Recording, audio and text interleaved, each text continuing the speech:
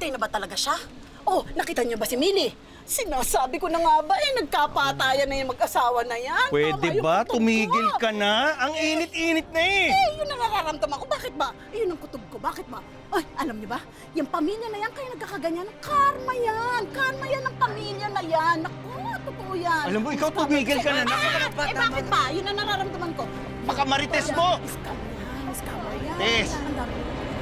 So sinasabi mo na nakalapit masyado si Anton kay Brendan. Kaya siya may motibong saktan siya at kidnapin. Gusto pa ba idagdag?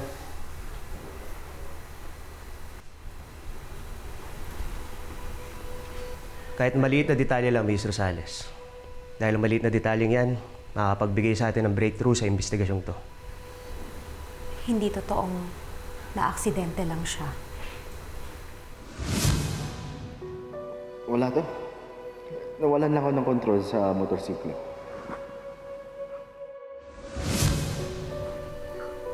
Sigurado ka?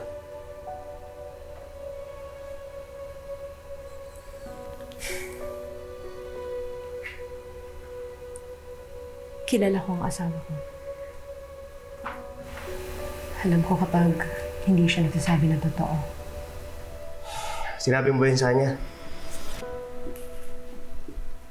Hindi. Dahil alam ko, meron siyang rason kung bakit hindi niya sinabi yung totoo. Sige. Mag-iimbestigahan ko yung pinangyarihan ng aksidente. Baka may tao makapagsabi na hindi talaga aksidente yung nangyaring yan. May gusto ka pa ba dagdag? May kinita siya nung gabing yun. Sige, pupuntahan kita. Anton?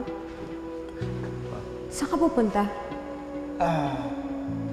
Kausap ko lang si Kuya Banong tungkol dun sa motor niya na nasira pero mabilis ako. Uwi na ako agad.